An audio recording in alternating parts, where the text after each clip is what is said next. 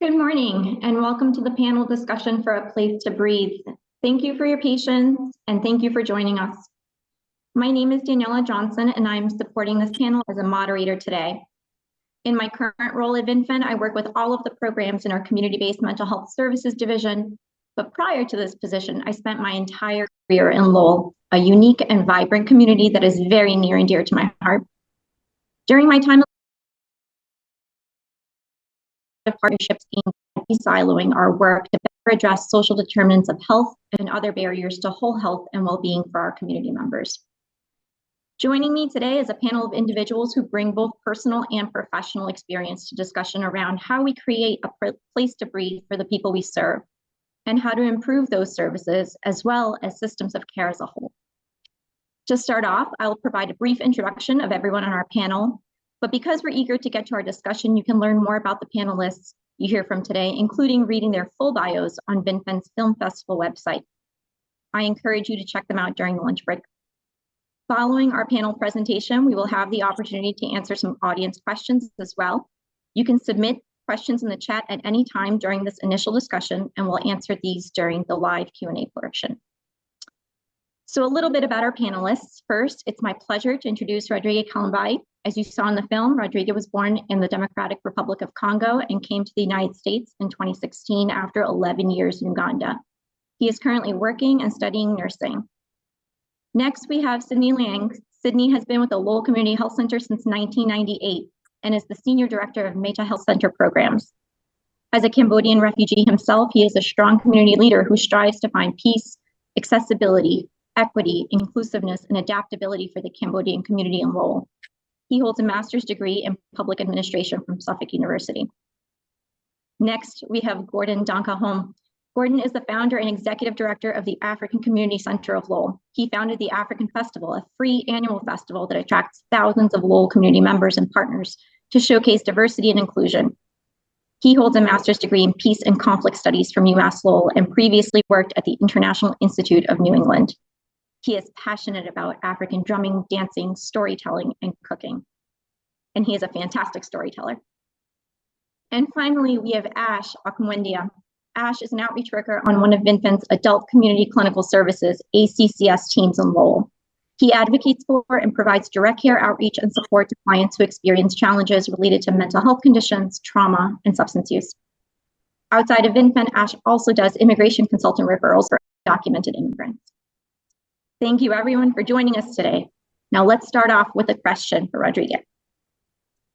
The film A Place to Breathe tackles many themes and topics, but to start off our conversation, what does it mean to you to have a place to breathe?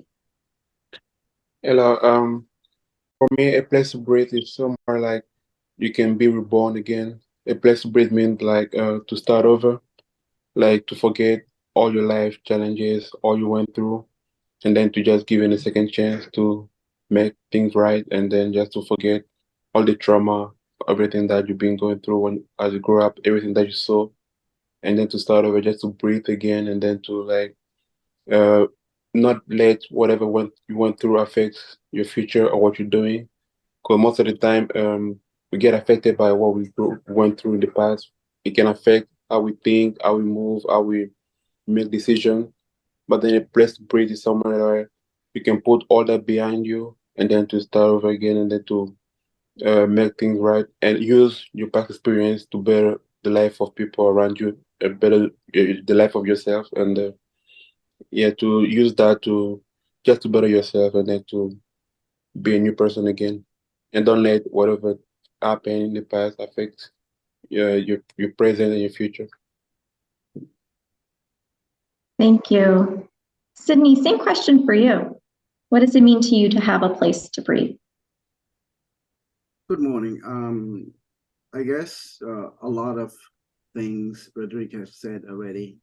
A place to breathe is about comfort, understanding, sympathy, calmness, and the ability to take in a renewed life, fresh air.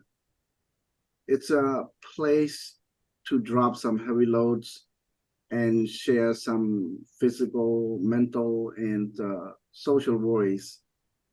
Because as a refugee myself, our head is always thinking. Our thought is always full. You know, this kind of thought that you brought with you about, do you have enough to eat? Can you pay your rent? You know, what is this thing called? You know, how am I going to get from point A to point B?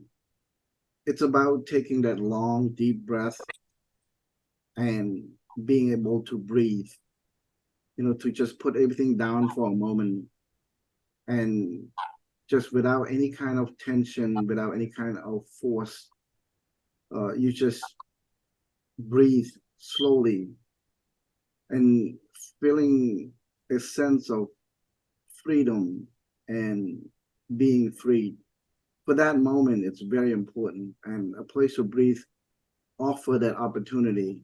And I can say that, you know, once you have a place to sit down without worrying, you know, about all the different issues that within you, it's not a totally not worrying at all, but it's just that for that moment in time, it gives you, you know, a sense of, you know, a sense of new life, a new understanding, and just take it in for that short time. Thank you. Thank you. So a follow-up question for you, Sidney. As the Senior Director at the Metta Center, how do you create this place, a place to breathe for the individuals that you serve or support? Some of whom may have had similar experiences to your own, and others who may have had very different experiences from your own. I was lucky enough when we began the process of looking into what else can we do to help the Southeast Asian community that did not use the healthcare system, did not use a lot of healthcare related program that's available to them. They use the emergency room as the source of getting help. We also created this place through a lot of unspoken words. We came from a lot of background where we can understand the abuse, we can understand the suffering that we went through. We have had probably similar or worse experience with one another. And then there's this sense of togetherness. Without speaking, we could understand what each one of us was going through. And a place to breathe is a break in between life journey, and being able to have staff, have people from the community, that's the gatekeeper, that's the front line, who could understand, you know, almost a lot of the issues, losses.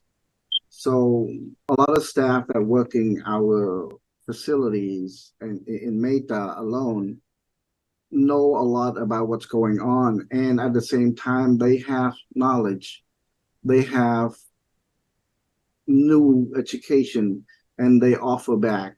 So this is one of the most treasured items or group of people at Metta, is being able to understand what your patient gone through and being able to help. So this linkage between patient and the staff working at Metta are the focal point in trying to get the assistance and services available to them. Thank you. Same question for Gordon. How do you create a place to breathe? Well, thank you so much for this opportunity. How do we create a place to breathe? And I think first impression always goes a very long way. And so I will categorize a place to how do we create this place in 3 phases.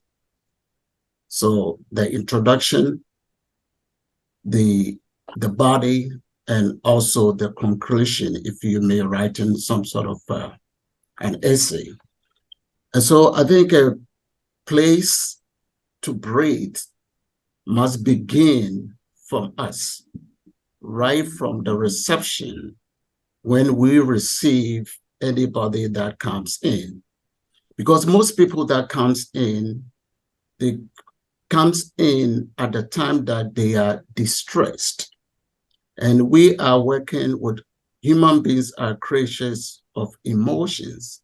And so people comes in with a diverse issues of emotions. And so it is very important about the first impression, who they meet at the reception, how they welcome them, the treatment they get, and also how do they leave the facility. And so it must begin by us. And by that, I mean, we must prepare ourselves in such a way that we'll be able to give our best. Because if we are stressed out, definitely when you are receiving somebody, they could detect from how your approach of how you serve them. And so this place of how we prepare the place must be a conscious effort of how we treat and how we receive people from a diverse part of the globe that they have come. And so by doing that, it gives them the sense of hope that yes,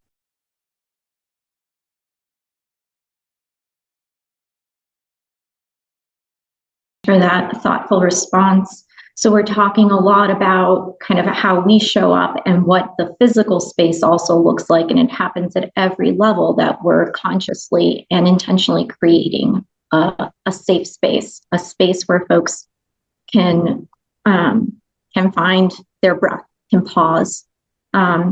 This leads us to the next question, which is geared towards Ash. So healthcare is a fundamental human right, and mental health care is part of whole health care. What do you consider to be the key aspects of providing culturally responsive, person-centered services? Well,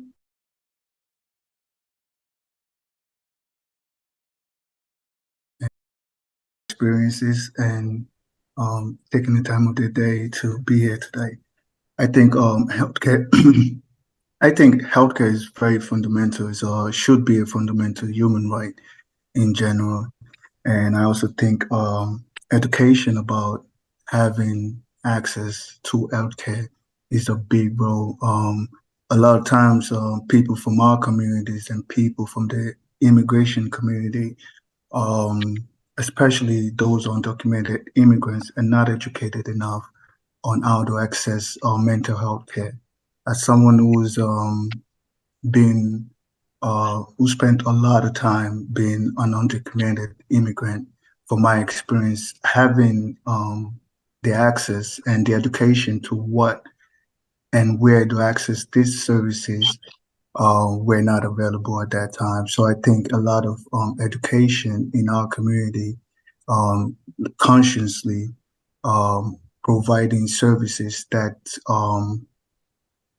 that promotes cultural inclusiveness and meeting people who actually come from the same struggles and the same community as you working in the healthcare field. I think that promotes a lot of inclusiveness and promotes a lot of community engagement with people in our community. So I believe just having proper understanding of the people we serve and their backgrounds and their ethnicity and what their beliefs are and what their meets in those cultural backgrounds are can help providers give conscious care to people we serve. Because in my experience, even by watching that film, I realized that my experience of being an undocumented immigrant was a tip of the iceberg compared to what a lot of people have experienced. So I think, learning from the people we serve as well to promote a lot of that cultural and healthcare inclusiveness. And I also think passing conscious legislation on healthcare and inclusive healthcare and healthcare that serves people of all backgrounds can also help in, helping with that healthcare aspect, and especially promoting mental health in the communities and in our communities, because that's very big. A lot of people from our communities do not believe in mental health. I would say to you, the first time I ever heard about it was, being in America and just working in the healthcare field and the mental healthcare field. So I really think, conscious legislation, conscious and intentional um, including people from various communities in the service of the people we serve can really promote good healthcare benefits for those we serve and the community we serve as well. And, just understanding the cultures and the backgrounds the people we serve come from can really promote that. Thank you. And thank you for emphasizing cultural inclusion and the impact of education, not just around trying to learn about someone else's culture, but having that be a lifelong process of building your cultural humility. And thank you also for bringing it back to the systems, right? There are systems at play that we're operating within. Sidney, would you like to answer that question as well? What are the key aspects of providing culturally responsive, person-centered services? Sure. I think for me, the most important thing, whether you're working in the social field or the health field, you probably can understand my answer is basically Metta. Whether you're a doctor or a social worker, you don't have Metta, the process of which you're trying to help people. You don't have the compassion. It might be just a regular 9 to 5. Metta was given to us, as many folks that watched the movie, was provided to us by a Buddhist monk. It means loving kindness. So sympathy, compassion, and most importantly, patience. While healthcare is a fundamental human right, but not everyone equally understand their right. And our patients that come from country where basic human rights, are taken away. And at the same time, for most of our patients, mental health is another, dimension of care that take time, understanding, and this gentle approach of trying to get them in alignment with themselves. We're not trying to just get themselves because patient B is already healthy and we're trying to get them there. That's not what we do.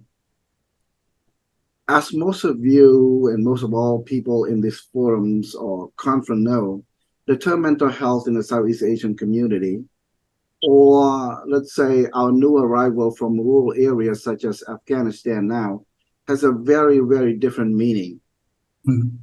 Time to educating and unlocking these services is the key as well. Yeah. But you have to have Metta, you have to have patience. But also having the right gatekeeper is important to taking care of them as a whole, body, spirit, mind, and soul as well. So for me, in short, without having Metta, there's not a lot that you can do. You can do A, B, C, D, but emotionally, and mentally, you need Metta to get a patient that from a very, bad way of broken system into, fixing them in a way that, human again. Yeah. Human again. Thank you. Thank you. The next question is for Rodrigue. How have you and or your family's experiences with services contributed to the work that you do now? And how has your approach to your work changed over time since you entered into the healthcare or community-based services field? It makes me understand people like situation better. Like my experience made me like know how to approach certain situation and to be patient enough to understand what somebody is going through. Because to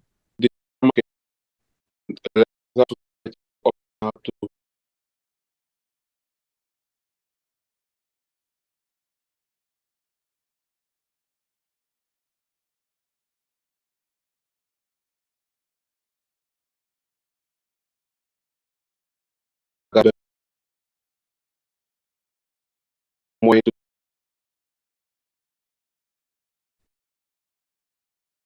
so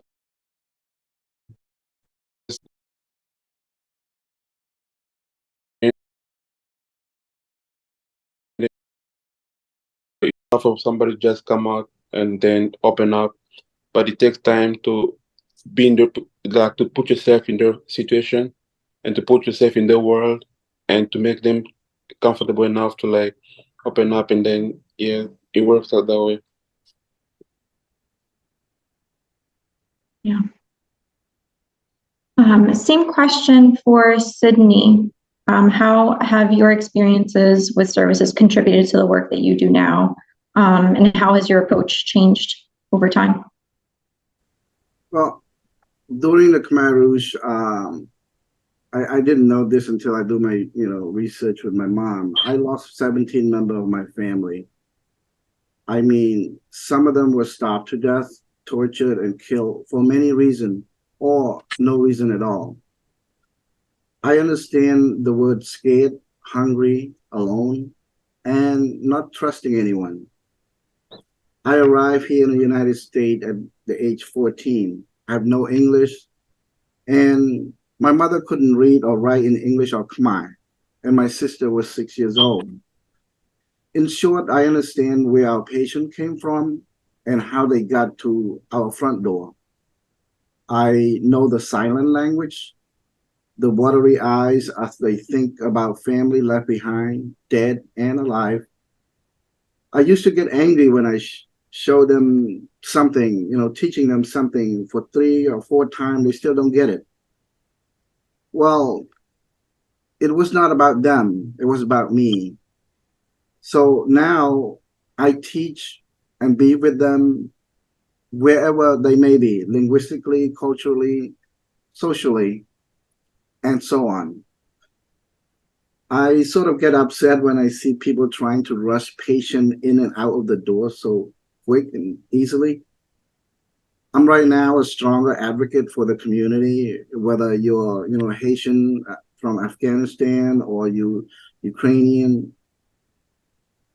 I mean, I understand more about the available services and make sure they have access to these services.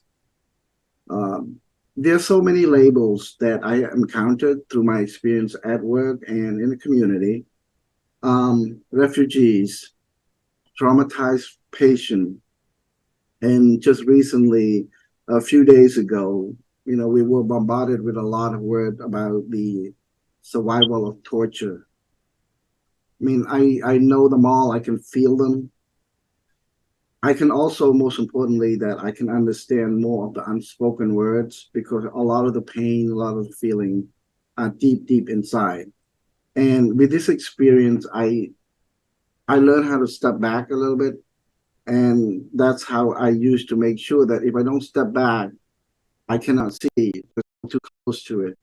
So with this experience, I am continue to help and maybe refine my skills and experience and expertise and trying to get patient because they're coming from all over the world. But at the same time, these experiences are no different whether you're coming from, Haiti, Cambodia, Laos, Afghanistan, or, Ukraine right now, So I've learned a lot and I continue to refine, and with all the different knowledge I have, I hope, I'm not really good at it right now, but I'm continue to refine and help the community come through our door. These are some of the things that I'm continue to do and I love to do because I've been there, and I want to be able to make sure that they don't have to go through all the pain and suffering just trying to get shoes, clothes, vaccination, or just unable to speak for themselves when they're hungry. So I'm here, and these approaches that I've learned, I continue to refine it. And I have a lot of good people at Metta and at Lowell Community Health Center that, sometime when I go off the grid a little bit, they can just get me back in so that, I continue to fine tune my skill and my experience. Thank you for sharing that. And thank you for sharing about your personal experiences as well and bringing us to this kind of topic of there is a sense of trauma as a universal experience, regardless of where you're coming from. And so being with people in their pain, getting to know people, and trying to address those social determinants of health. In one of our previous conversations, you had said, if a patient comes to me and they're focused on their health, then I've succeeded, right? Versus a patient comes to you and they don't know how they're going to put food on the table and feed their family. Thank you. Our last question for the panel discussion, we'll start with Gordon.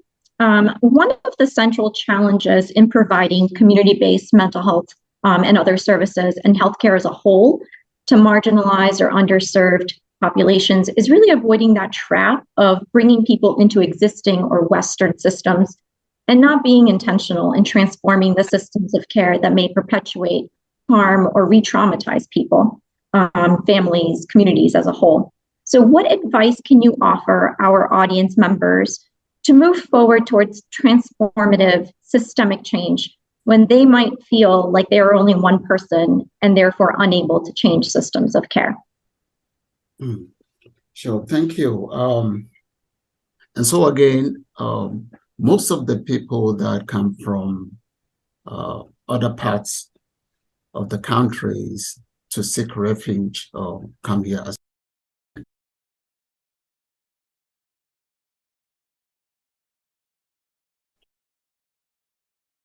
and the exposure, the lack of opportunities, and then the exposure that we come with sort of make them isolated and also make them feel like they don't belong. And so creating the African Community Center here gives them the opportunity for them to come over here as a community to learn and to also expose them to the healthcare system or the resources are here available to them. Because in most cases, as I said earlier on, when they come, they have come with some sort of a care, being sometimes a traditional care. They believe in the traditional medicine. Some of our families that have come, they may not even go to dentists for their whole lifetime. And so coming to this place like the African community, for example, gives them the opportunity that we can expose them to the healthcare system, whereas they could go and get the proper care that they need. Again, it's all about education, because this is not something that they've been exposed in the country of origin. But once they come here, it's a different system. And sometimes when they come here, lack of housing or job opportunities may not give them the opportunity to have the right insurances to get the right care that they have. And so when they come here and you don't lead them or you don't point them to a place that they could go and apply for a free care like mass health, then again, you find them in their own homes and they just close the chapter on them. And so we are here to give them that hope and give them that confidence and that assurance and the trust that yes, once you come here, we'll be able to connect you to the right places to get the right professional healthcare that they deserve. Yeah, and I think that's very, very important from my work in my community as well, using my experiences as someone who suffered and who did not have any idea what he was doing or where he was. I came to America at the age of 20 and had no idea what I was going to do, how, I was going to go about my day-to-day life. And it was, like we say, like Gordon just said, it is very, very important to have centers like Sidney, where Vietnamese people and people from Haitian backgrounds could go and get care and not be re-traumatized. Because I find out from my experience being in that situation undocumented, have no insurance, had no way, even did not know I could be on mass health and get certain stuff for myself and to take care of my family. And then on top of that, being a parent on top of that and thinking about what you're going to eat. Are you going to get food? Are you going to get your kids food? Are you going to get diapers for your kids? Are you going to take care of your home? So being able to have services where individuals and people that we serve and people from who come from all over the world like will not get re-traumatized, like Sidney said. There's just certain languages that we encounter like undocumented or like an alien or someone who's a refugee coming from a refugee warmongering. There's a whole lot of words that we encounter, and then on top of that, being in a situation where you finally are brave enough to tell someone what you deal with, and then you go into one of these services and you're being turned away for not having the right insurance. That has traumatized us, myself, and people in our community to not even be able to trust people. And I find that every day today in my job of meeting people in the community, and that's the first thing. They don't trust. They don't know if they're gonna tell you and you're gonna follow up through and helping them. So they believe that everybody in the mental health field, in the healthcare system, do not want to provide them help. So I believe having educational centers that caters to cultural backgrounds and people who are coming from other parts of the world and seeking refuge in our communities to provide them, with education on how they could get services that helps their day-to-day life. Because I believe if we invest in families and we invest in individuals, we're investing in our communities as well. So it promotes overall social well-being of every individual in the community because we all interact some way, somehow.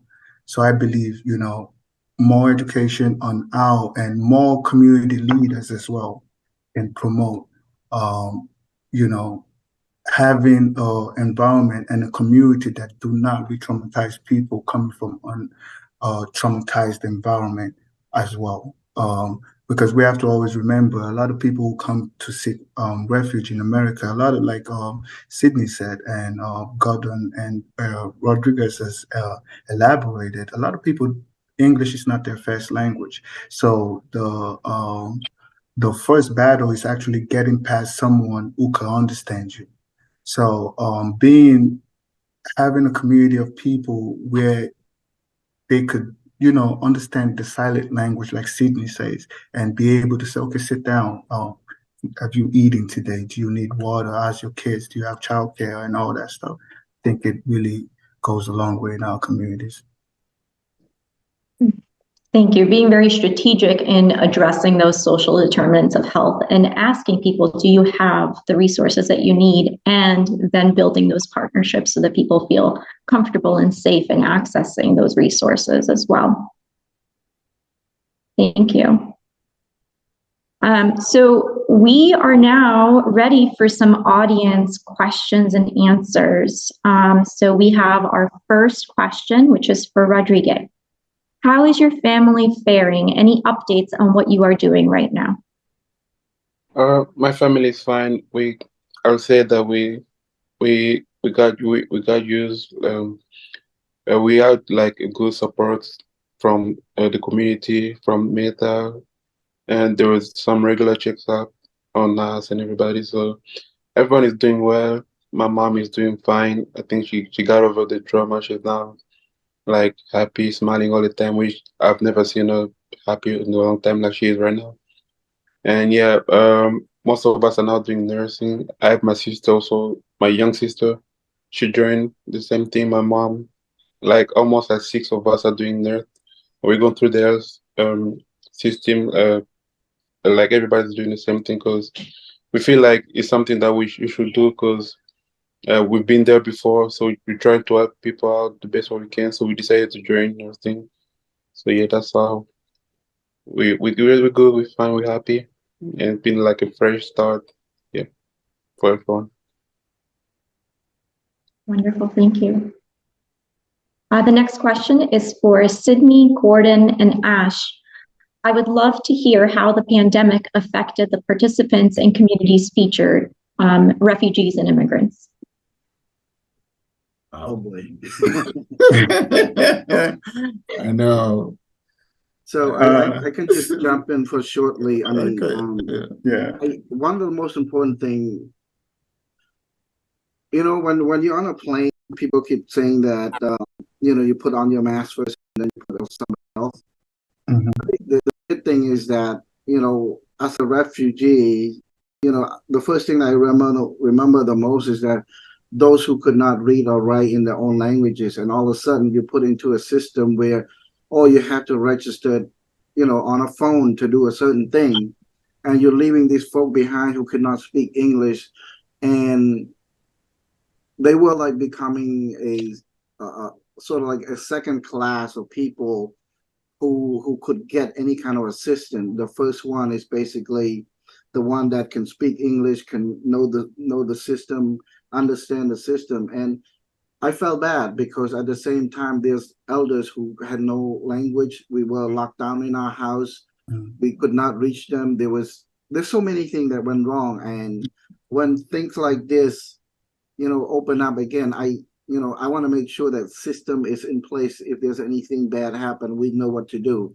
But during the pandemic, there's a lot of suffering, you know, refugees and those who very vulnerable, those who couldn't speak the language, who couldn't understand the system, who couldn't afford, you know, a lot of these basic needs that we currently have. And so therefore, it's very painful to see those, and especially when there's not a lot that you could do as well because everything is in place, you know. And again, you know, I just want to say that during time like that, I just want people to open up their mind a little bit and think of those who really, really, you know, that need us the most. Sometimes we have two breads, but there's no bread the next door. Next door. You know, there's certain things like that, but it's very important that we can just look a little bit further, because I understand when emergency come, you look to protect your own, but maybe I'm different. But I wanted to see, you know, just open your window a little bit and see those outside that you could see and maybe able to help. Sorry, I take a little longer. No, it's okay. That was awesome. Yeah, I think as Sidney said, it was difficult, especially providing service to the elderly, and mostly difficult for people with mental health disabilities and diagnosis, because sometimes we find out, especially in ACCS, we are the only people they see. We are basically their families as well. And especially for a lot of the individuals, people I serve, who are in either have like one or two immigration issues to figure out, they were mostly affected because a lot of those services they felt when they could not get it, even with the COVID shot, they felt they were going to be on the bottom of the list, and they were mostly the most vulnerable population that were mostly affected. So going from seeing an individual once a week or twice a week, or taking them grocery shopping, and to not be able to support them in that aspects of their life was very it was difficult for us as providers as well. But I think it was mostly difficult for those communities because a lot of stuff was closed down. I'm pretty sure everybody was glued to their TV, like I was, trying to find the next update. Churches were closed down. Those were like services that Sidney and Golden provided, and churches are the only resources that were available, that are available to people in our community. So not being able to provide services or get services that was very needed at that time, when the whole world was freaking out, was very difficult. So I would say it was difficult, but I think coming out of the COVID has taught us a whole lot and a lot more, and we've got better in how to be able to prepare for situations like this in the future, and better yet, find better ways to combat these kind of like trials that we face. Like for example, we using benefits from COVID by having this on a Zoom meeting right now. So I think it's it has generally changed our perception of our view of the world, and I think over time, like Sidney said, it made us more compassionate. And even at this time, I still think we should practice more self-loving, because if you love yourself enough, you'll be able to give love to other people outside. And we should try as much as possible to, like I always tell a lot of my coworkers, they make fun of me for this. I say, we do not sell oranges, we deal with people. So as long as we keep that in mind, that we're dealing with people with emotions and trauma, we would have a better way of serving them.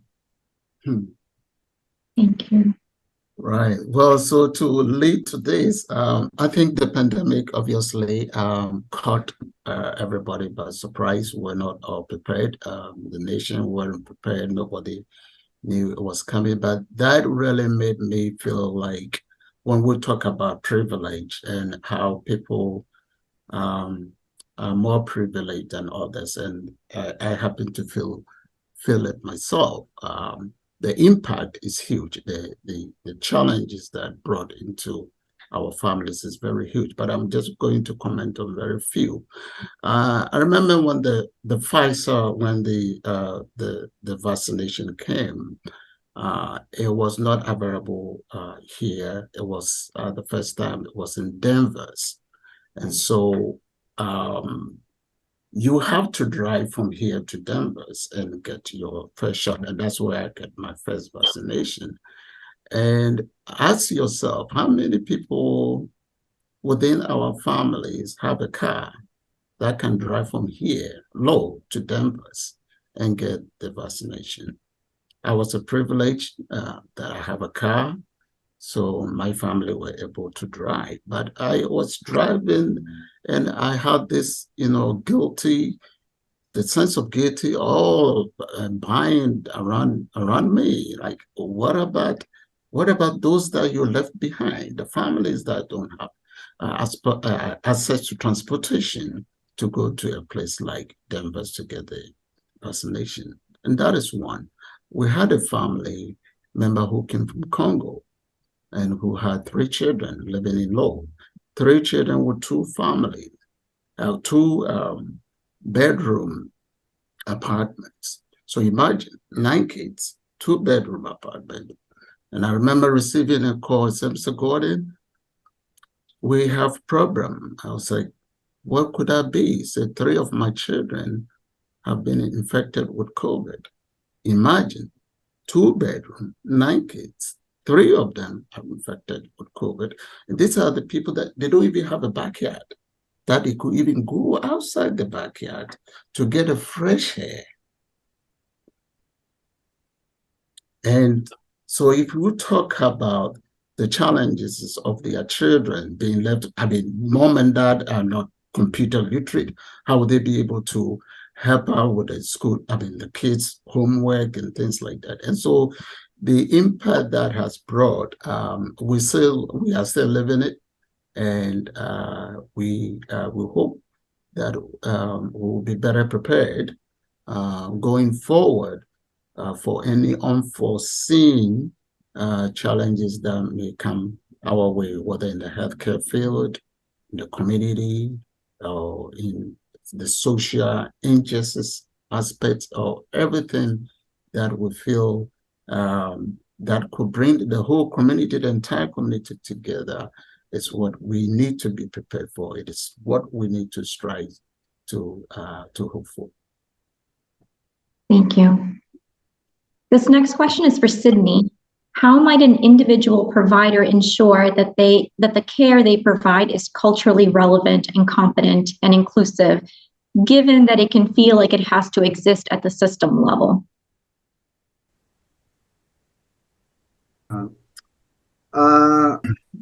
One of the things that if you watch when you watch the movie, there was a portion that our founding director said that we're teaching them, actually we're treating them the way they want to be treated. And at the same time, there's another clip that said, that we want to make sure that we're teaching our provider the new culture, that our new patient come through our door. So most of the time, we still keep that going. We still using that cultural 101 about our new arrival that's coming through the door. We just did with our behavioral health team, Afghan 101, just a very basic, what to do, what not to do, what to say and not to say. And, so just a very basic understanding of the way of taking care of these patient loads.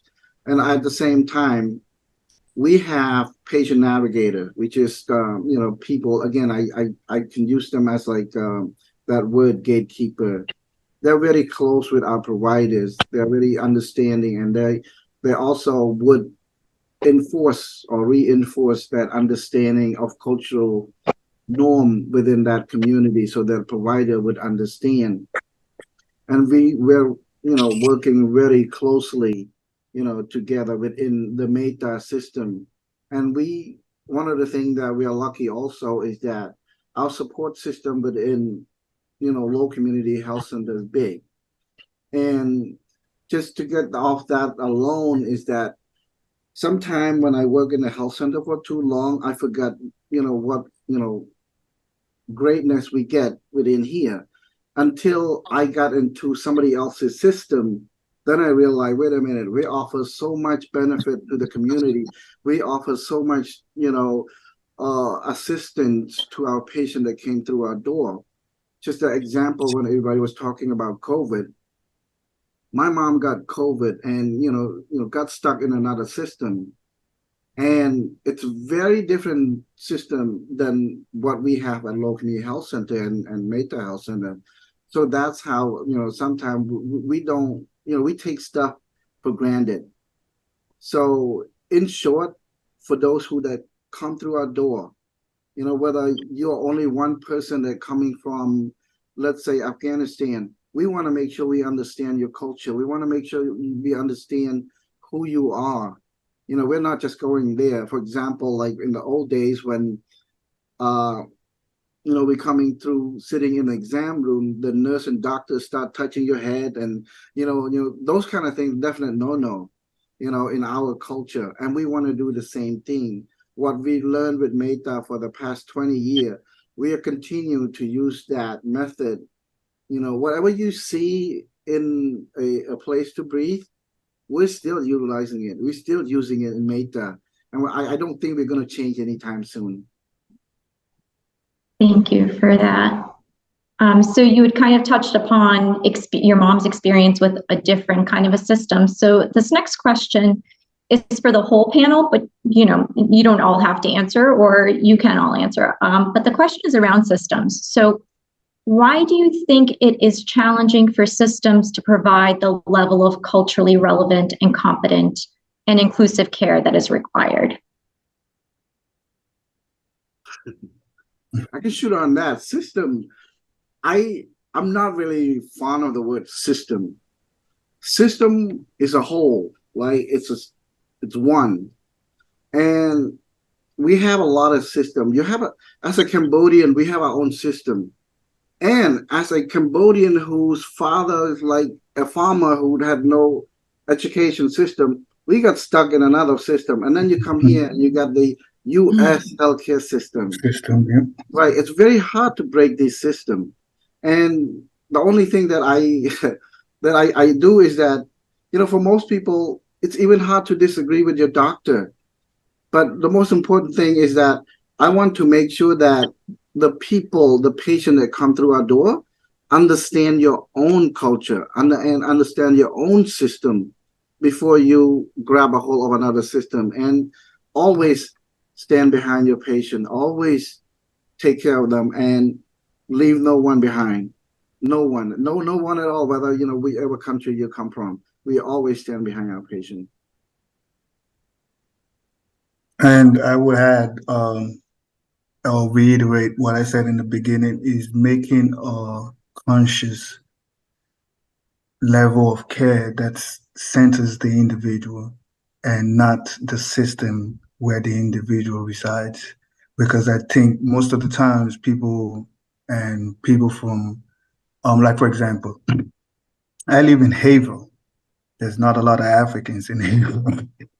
So if I have to go to the Haverhill hospital or clinic in Haverhill, I'm pretty sure I already prepare myself for what I am going to experience there.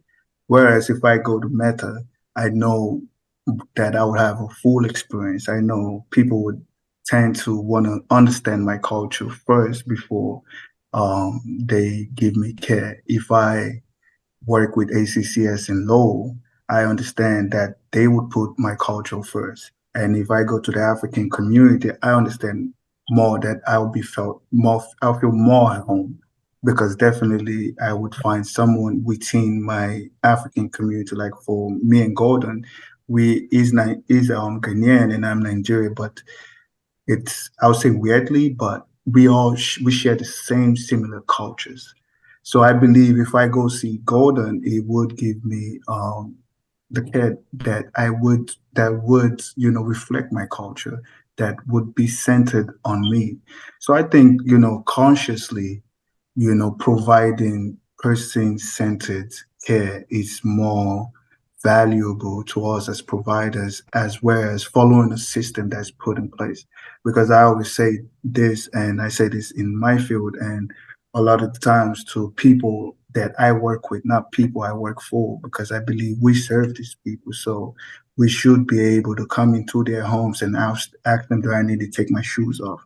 What's respectful and what's not? So I could be able to come into your life and continue meeting you where you at. So I think, the idea of always meeting the person we're serving where they're at and asking them where they would like to be and what we could do to advance that process is always very important. And I think also having a community of different cultural beliefs and understanding, learning from each other, as well as understanding where our backgrounds, what the myths are, and what is real and what's not.